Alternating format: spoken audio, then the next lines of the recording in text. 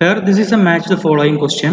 We want to match the column 1 which contain some organisms or ammosaid larvae, crocodiles, fish, bird and mammal with the column 2 which contains seahorse, penguin, lamprey, reptilia and bat.